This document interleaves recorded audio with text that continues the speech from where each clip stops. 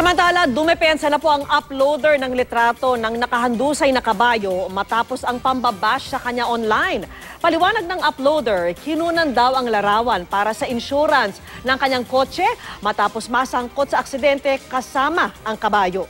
At nakatutok si Steve Dailisan, exclusive.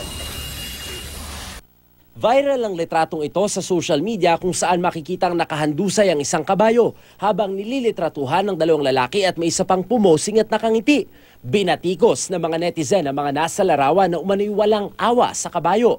Pero kwento ng uploader, pasado alas 10 ng umaga nitong linggo, pakaliwa raw ang kotseng minamaneho niya sa kanto ng Maria Clara sa Quezon City nang biglang sumulpot ang matulin na kabayo sa kayang kotsero at isa pang pasahero.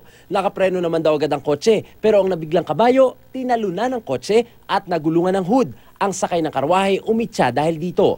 Magugulat kasi main road, marami sasakyan, may mabilis na kabayo.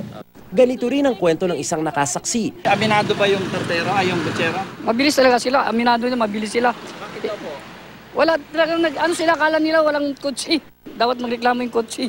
Wala namang preno daw yung kabayo eh. Pero hindi na raw dumulog sa pulisya ang grupo at kaya lang daw sila kumuha ng litrato ay para magkaebidensya sa insurance ng kotse. Tinulungan din daw nilang makatayo ang kabayo na nagtamo ng galos at sinuri rin ang napadaang veterinaryo. Ang pinagtatawanan ko po doon, yung hindi normal yung aksidente. Kasi nga, bibihira yung ang babangga sa'yo, kabayo. Mensahe nila sa mga basher na sukdulan ng pagbabanta. Pasensya na kayo kasi tawang kabayo lang ho talaga ako, tsaka bungang kabayo. Piso tayo lagi.